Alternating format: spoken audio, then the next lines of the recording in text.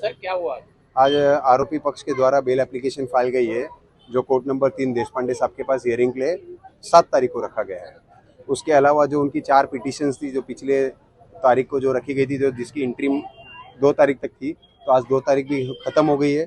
उस पिटीशंस पे डिसाइड नहीं हुआ, तो वो इंटरिम ऑर्डर जो था वो 2 तारीख तक के लिए था, तो मेरे हिसाब से वो कल से वो ऑर्डर लागू भी नहीं रहेगा उनके। तो ये इसमें खास तौर पर केस काटने को लेकर, बाल को लेकर जो एप्लीकेशन थी उसकी हमने सुनी, जीरा भी हो रहा था, तो उसका क्या नतीजा निकला? क्या कोई कोर्ट की तरफ से ऑर्डर दिया गया कि समय ज्यादा हो गया, टाइम खत्म हो गया कोर्ट का, नहीं, कल के लिए टल गया, क्या हुआ? कैसा हुआ कि कोर्ट समय ज़्यादा भी हो गया, कोर्ट कल के लिए टल गया, पर उसमें मुद्दा ये था कि वेदर अ पर्सन, क्योंकि एज पर जो रूल्स हैं, जेल मैनुअल के रूल्स है, उसके अंदर सिख कम्युनिटी को एक ऑर्डर दिया गया है आर्टिकल 19 के अंडर, उसको बाल रखने की परवानगी दी जाती है जेल के अंदर जब सिख कम्युनिटी जाती है, क्योंकि वो टर्बन बांधते हैं। वैसे हिंदू को जनेऊ, और अगर हिंदू कोई है तो उसको चोटी रखने का प्रमाण रखा गया है। और वैसे ही अगर कोई मुस्लिम कम्युनिटी का आदमी जाता है तो उनके लिए दाढ़ी बोली जाती है, इसलिए कभी भी दाढ़ी नहीं काटी जाती जेल में। तो ऐसे ये 3 सारे धर्मों का पालन करते हुए रूल्स बनाए थे। तो आज हमारा आर्ग्यूमेंट यही था कि इनका जो क्लेम है, ना तो इनका क्लाइंट है वो सिख है, वो मुस्लिम है, तो जेलर के रिप्लाई में भी ये आया है कि अगर वो मुस्लिम है तो उसको दाढ़ी रखने का हक है, वो दाढ़ी रखे, हमें कोई प्रॉब्लम नहीं है।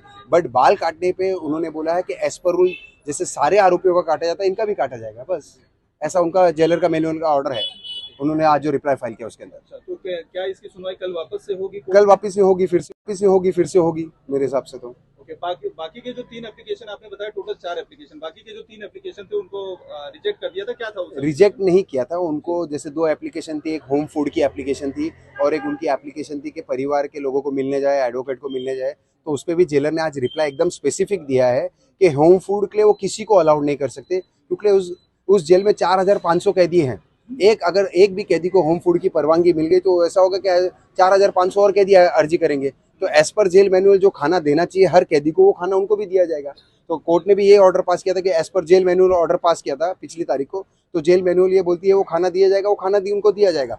दूसरा रहा सवाल परिवार का और एडवोकेट का। एडवोकेट का सुबह 8 से 10 मिलने का वक्त सबके लिए रहता है, और परिवार को हफ्ते में 1 दिन परिवार के किसी भी व्यक्ति को मिलने का पावर है, वो सबको दिया गया, तो सबके राइट्स है, वो कोई भी यूटिलाइज कर सकता है। इसमें कोई स्पेसिफिक ऑर्डर की जरूरत नहीं थी। और चौथी एप्लीकेशन उनकी जो सिक्योरिटी के लिए है, मेरे हिसाब से जेल से ज़्यादा बड़ा बेस्ट सिक्योरिटी किसी भी आरोपी को नहीं मिल सकता है।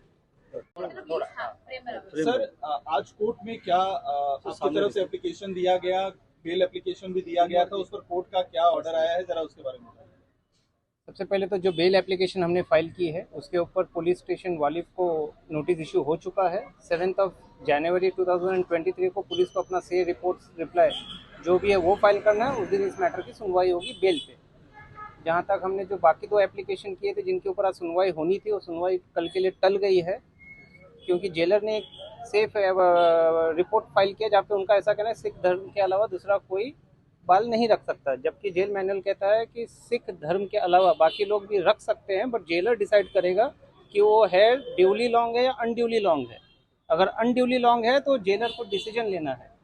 जो मैनुअल हमने जेल का माननीय न्यायाधीश को आज दिया है, और उसके ऊपर सुनवाई कल के लिए टल गई है। और प्रोटेक्शन को लेकर भी जो बात थी सर, कि जो है जेल के अंदर भी प्रोटेक्शन दिया जाए, तो उसके ऊपर भी कहीं कुछ सुनवाई हुई है? क्योंकि साइकोलॉजिकल जो है काफी ज्यादा उनको ट्रॉमा है, इस तरीके की भी आपकी दलील दी गई थी कि कहीं कुछ कदम न उठा ले, इसके लिए भी उनको प्रोटेक्शन देना चाहिए। उसके बारे में कोई मेंशनिंग हुई सर? सबसे पहले तो जो कंप्लेनेंट के लॉयर हैं वो बार बार ये एक स्टेटमेंट दे रहे हैं कि हमने जेड सिक्योरिटी की मांग की, हमने ये प्रोटेक्शन की मांग की, हमने वो प्रोटेक्शन की मांग की, जो कि सरासर गलत है। और तथ्यों को तोड़ मरोड़ के आपके सामने सनसनीखेज बनाने के लिए पेश कर रहे हैं। हमने जो एप्लीकेशन किया है कि उसका मानसिक संतुलन आज के डेट में, जिस दिन ये इंसिडेंट नहीं हुआ था तब का उसका मानसिक संतुलन और आज के उसके मानसिक संतुलन में ज़मीन आसमान का फ़र्क है। जेल का जो भी साइकेट्रिक डॉक्टर है उसको एग्जामिन करे, उसको इवेल्युएट करे, अकॉर्डिंगली वो रिपोर्ट सबमिट करे।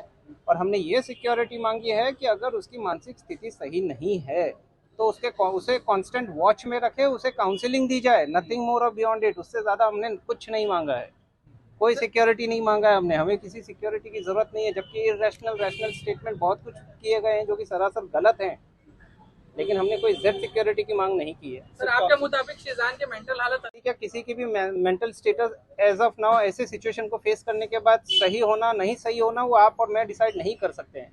तो किसी एक एक्सपर्ट डॉक्टर को जेल में उनको इवैल्यूएट करने दीजिए, उनका रिपोर्ट आएगा, वो हमने मांग की है।